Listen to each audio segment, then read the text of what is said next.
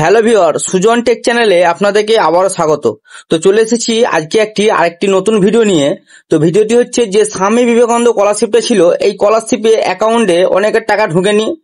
তো এই টাকাটা কবে ঢুকবে তো এই ভিডিওর মাধ্যমে আপনাদেরকে আজকে বলে দেবো।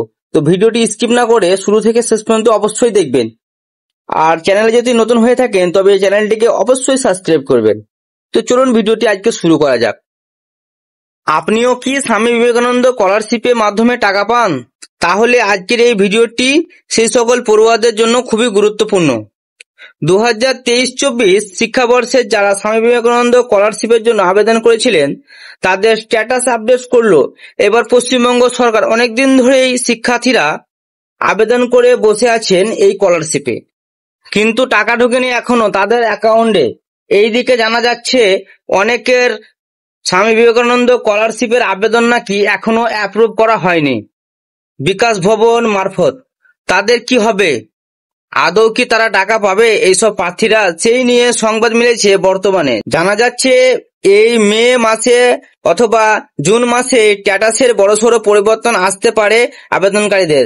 তবে কি খুবই শীঘ্র টাকা ঢুকবে তাদের অ্যাকাউন্টে? স্বামী বিবেকানন্দ স্কলারশিপের টাকা ঢুকতে দেরি হচ্ছে কেন? কেন এখনো স্বামী বিবেকানন্দ স্কলারশিপের টাকা ঢোকেনি অ্যাকাউন্টে? দেরি হওয়ার কারণ কি? তবে আপনাদের বলে রাখি যে এই জন্য অনেকেই লোকসভা নির্বাচনের দায়ী করছেন।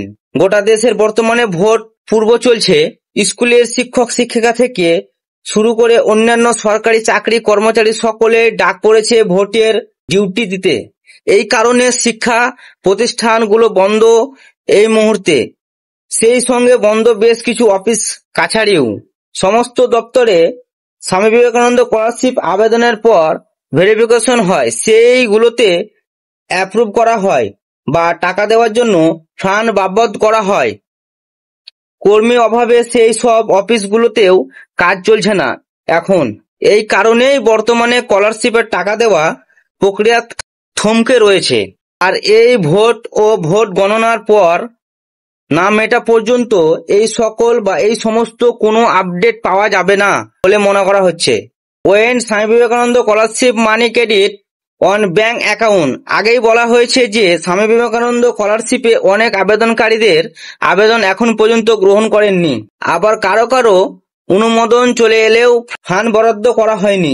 এই সময় কার কত সময় লাগতে পারে টাকা পেতে। তবে বলে রাখি, যাদের আবেদন ছাড়পত্র পেয়ে গিয়েছেন শুধু তারা সংশোধন হতে বাকি, তাদের খুব শীঘ্রই অ্যাকাউন্টে টাকা ঢুকে যাবে।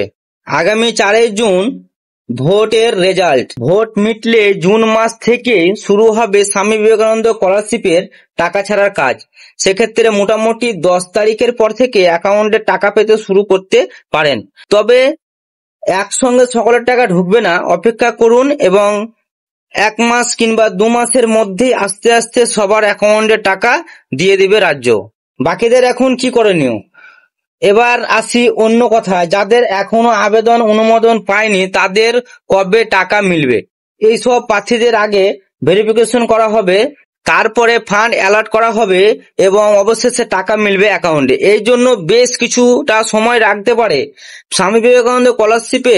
তবে নিজেদের শিক্ষা প্রতিষ্ঠানের সঙ্গে কথা বলে ছাত্রছাত্রীরা তাদের আবেদন দ্রুত ভেরিফাই করার জন্য আর্জি জানাতে পারে।